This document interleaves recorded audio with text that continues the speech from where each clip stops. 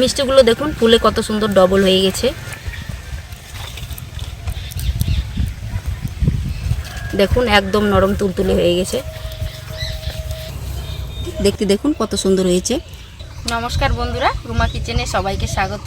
আজকে আবারও একটি নতুন রেসিপি নিয়ে চলে এসেছি। একদম দোকানের মতো দানাদার মিষ্টির রেসিপি আপনাদের সঙ্গে শেয়ার করব, তাও আবার কোনো রকম ছানা ছাড়া। আসুন তাহলে দেখে নেওয়া যাক দানাদার মিষ্টিটি আমি কিভাবে বানাবো। উনান জ্বালিয়ে কড়াইতে আমি বসিয়ে নিয়েছি। তো আজকে দানাদার মিষ্টিটি বানাবো আমি সুজি দিয়ে। তো এখানে এক বাটি সুজি নিয়েছি, সুজিটা কড়াইয়ের মধ্যে দিয়ে দিচ্ছি, একটু নেড়েচেড়ে ভেজে নেব। সুজির উপর দিয়ে দিচ্ছি 1 চামচ ময়দা, পরিমাণ মতো লবণ।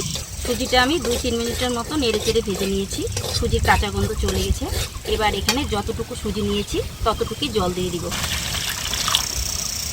জল দিয়ে সুজিটা ভালো করে আমি এইভাবে রান্না করে নেব, সুজিটা যেন ভালোভাবে সিদ্ধ হয়ে যায়।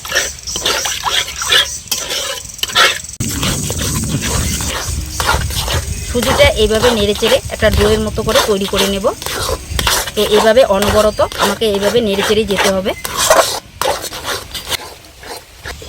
অনবরত এইভাবে নেড়েচেড়ে একটা ডোর মতো করে তৈরি করে নিয়েছি।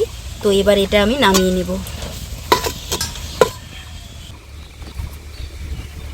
এবার এই ডোটা কিছুক্ষণ ঠান্ডা করে নেব। তো থালার মধ্যে এইভাবে ছড়িয়ে দিচ্ছি। সুজিটা মোটামুটি ঠান্ডা করে নিয়েছি। তো এই দানাদার মিষ্টির টেস্ট আনার জন্য এখানে আমি হাফ বাটি গুঁড়ো দুধ নিয়েছি। গুঁড়ো দুধটা দিলে পরে খেতে খুব টেস্টি হয়। তো গুঁড়ো দুধটা অল্প অল্প করে দেব আর সুজির ডোয়ের সঙ্গে এইভাবে মিশিয়ে নিব। মিশিয়ে নিয়ে একটা ডো তৈরি করে নেব। দুধটা কিন্তু বেশি করে দেব না, অল্প অল্প করেই দেব, কারণ বেশি করে দিলে গুঁড়ো দুধের দলা পাকিয়ে যেতে পারে, সেক্ষেত্রে কিন্তু মিষ্টিটা ভালো হবে না। তো এইভাবে আমি মিশিয়ে নেব। সুজির ডোটা এইভাবে ভালো করে কিন্তু মেখে নিতে হবে। তো আবারও অল্প অল্প করে গুঁড়ো দুধ আমি দিয়ে দেব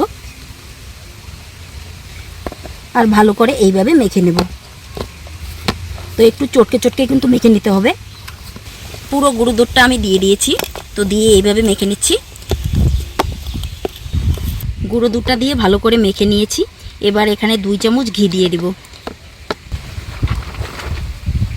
ঘিটা দিয়ে আবারও কিছুক্ষণ ভালো করে এইভাবে মেখে নেব।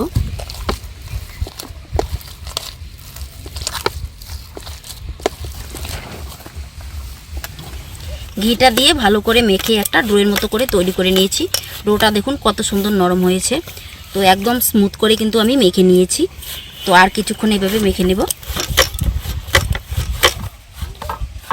ডোটা খুব সুন্দর করে মেখে নিয়েছি। এবার মিষ্টিগুলো বানিয়ে নেব। এবার অল্প অল্প করে হাতে নিয়ে নিচ্ছি, মিষ্টির শেপটা দিয়ে নেব। তো আমি এরকম সাইজ করে নিয়ে নিয়েছি। 2 হাতে তালাতে গোল করে নেব। দেখুন কত সুন্দর বানিয়ে নিয়েছি। মিষ্টিটা দেখতে কত সুন্দর হয়েছে, একটুকু কিন্তু মিষ্টিটার গায়ে ফাটল নেই। তো এরকম করে আমি সবগুলো বানিয়ে নেব।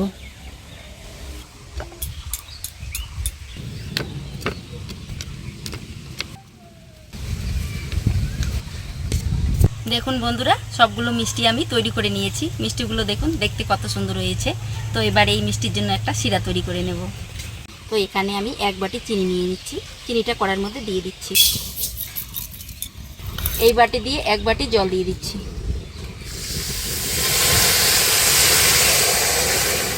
এবার চিনিটা এইভাবে নাড়িয়ে চাড়িয়ে একটা শিরা তৈরি করে নেব। চিনিটা আমি ভালো করে গলিয়ে নিয়েছি। তো আজকে শিরাটা বানাবো আমি একটু পাতলাই রাখবো। শিরাটা সুন্দর একটা কালার আসার জন্য এখানে কিছুটা কেশর দিয়ে দিচ্ছি, এতে করে শিরার কালারটা ভালো আসবে। এবার নাড়াচাড়া করে মিশিয়ে নেব। কেশরটা দিয়ে কিছুক্ষণ আমি জাল করে নিয়েছি। শিরাটা দেখুন কত সুন্দর একটা কালার এসছে। তো এবার এখানে মিষ্টিগুলো দিয়ে দেব।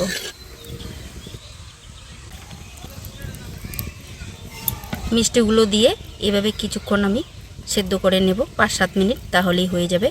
তো বেশি কিন্তু খুন্তি দিয়ে নাড়াচাড়া করা যাবে না, হালকা আঁচে এটা রান্না করে নেব। এইভাবে নাড়াচাড়া করে নিচ্ছি, খুন্তি দিয়ে নাড়াচাড়া করব না, কারণ মিষ্টিগুলো অনেকটাই নরম আছে, ভেঙে যেতে পারে। তো হালকা আঁচে মিষ্টিগুলো আমি 5 মিনিট সেদ্ধ করে নেব। 5 মিনিট পর চাপাটা খুলে নিচ্ছি। দেখুন মিষ্টিগুলো কত সুন্দর ফুলে গেছে। তো আবারও আমি এইভাবে নাড়িয়ে নেব, কিছুক্ষণ জাল করে নেব আবারও।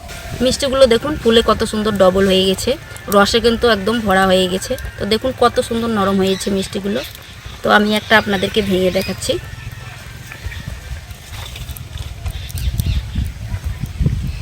দেখুন একদম নরম তুলতুলে হয়ে গেছে।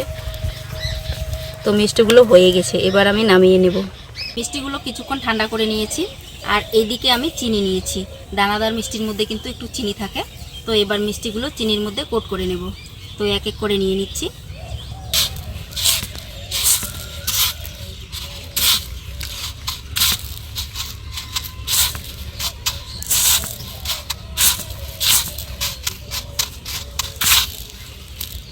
চিনির মধ্যে এভাবে কোট করে নিয়েছি। দেখতে দেখুন কত সুন্দর হয়েছে, দানাদার মিষ্টির মতোই কিন্তু হয়েছে। তো এরকম করে সবগুলো আমি কোট করে নেব।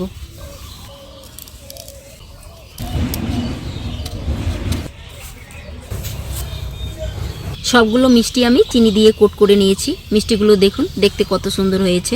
তো আজকের এই দানাদার মিষ্টির রেসিপিটা ভালো লাগলে আমার চ্যানেলটি লাইক কমেন্ট শেয়ার সাবস্ক্রাইব করে রাখবেন।